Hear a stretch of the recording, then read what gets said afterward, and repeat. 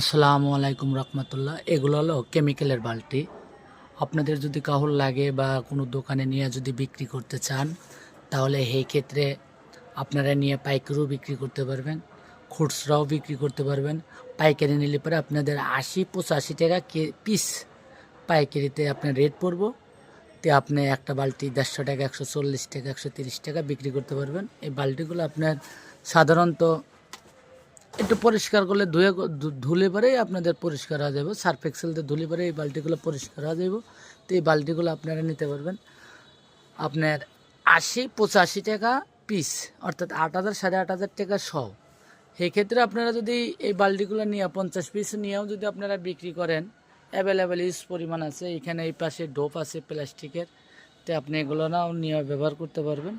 তো এই ক্ষেত্রে যদি আপনাদের ভালো লাগে আমাদের সাথে যোগাযোগ করেন, এগুলোর মুখাও আছে, নিতে পারবেন।